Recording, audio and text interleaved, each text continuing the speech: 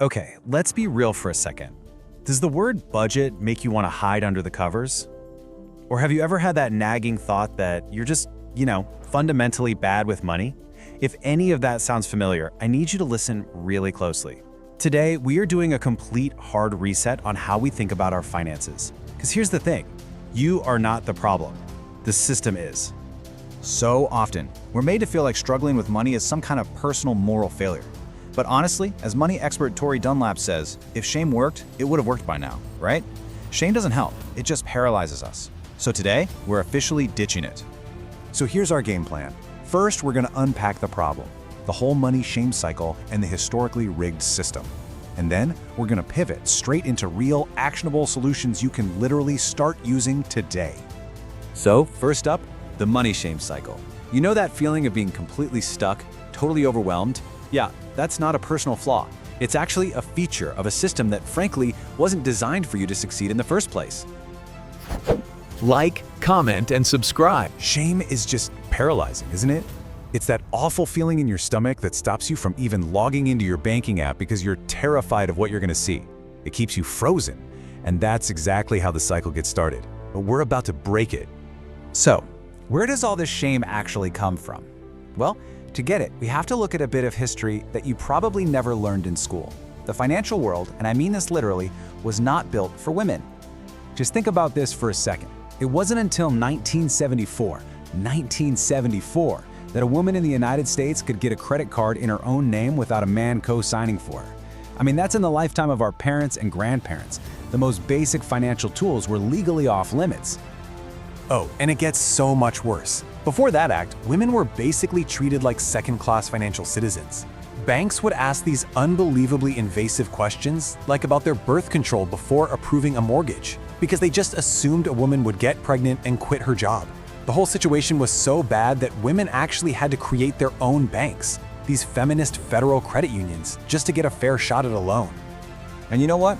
This bias is baked right into the way we measure our entire economy. We all hear about GDP on the news, right? Gross domestic product. Well, feminist economists have been pointing out for ages that this huge metric completely ignores all unpaid labor. We're talking childcare, cooking, cleaning, elder care, all the foundational work that keeps society running, which is still mostly done by women. So if you feel like you're working way harder than your bank account shows, it's because the system is literally designed to make your time invisible. Okay, deep breath. Now that we understand the problem, let's get to the good part, the solutions. We're officially moving from the why to the how. It is time to build a budget that doesn't make you feel like you're being punished. Honestly, the most powerful thing you can do is just change the way you think about it. We're gonna stop seeing a budget as this restrictive, awful cage. Instead, we're gonna reframe it as a permission slip to spend money on things you actually love, completely and totally guilt-free. And it all comes down to 3 super simple buckets. That's it. You can forget tracking every single latte you buy. We're just gonna cover our essentials, automate our goals, and then spend the rest without an ounce of guilt. Sounds good, right? Okay, so bucket number 1 is super simple. Essentials. This is the boring but non-negotiable stuff. Your rent or mortgage, your power bill, your groceries, all the things you absolutely have to pay just to live. This is your foundation. Now, bucket 2, this is where the magic happens. This is all for future you. This is the money you're gonna use to crush that debt, build up your savings, and start investing. And here is the secret sauce, the most important part. You have to automate it. You set up an automatic transfer for the day you get paid. By doing that, you take willpower completely out of the equation. It just happens. And that brings us to my favorite part, bucket 3, fun. After your essentials are covered and that automated transfer to your goals is done, whatever money is left in your checking account is all yours to enjoy. That overpriced salad, concert tickets, a weekend trip? Go for it. Spend it.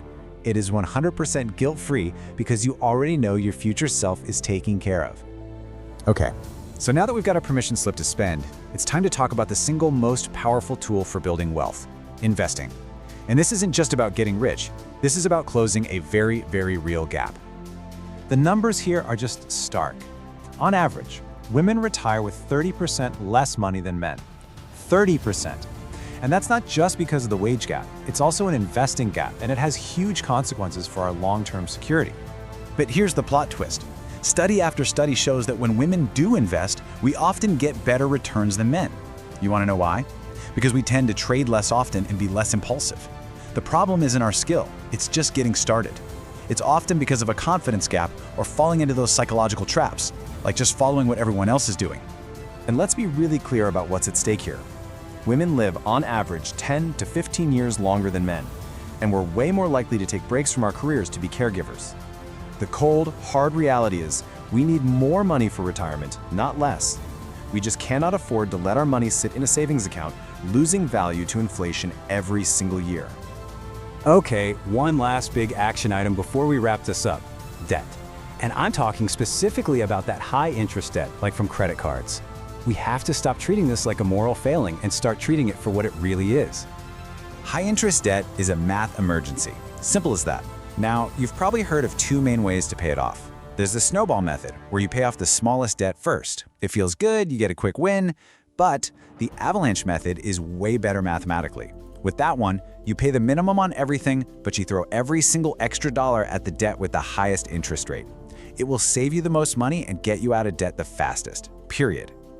So why does any of this matter? Look, financial feminism isn't really about spreadsheets and stock tickers. It's about having options. It's about having the power to leave a job you hate, the freedom to walk away from a partner who doesn't respect you, the ability to pour your resources into the causes you really believe in. Money is a tool. It's a form of protest and a way to build a life completely on your own terms. So here it is, your homework. Just one thing. Sometime this week, I want you to log into your bank account and automate one transfer to your savings or investment account. It can be just 20 bucks. The amount honestly doesn't matter. What matters is the act of proving to yourself that you are prioritizing future you. That's what counts. And I'm going to leave you with this question to really think about. Forget the numbers for a minute and get specific. What would true financial freedom actually unlock for you? Answering that question, that is the fuel that's going to keep you going.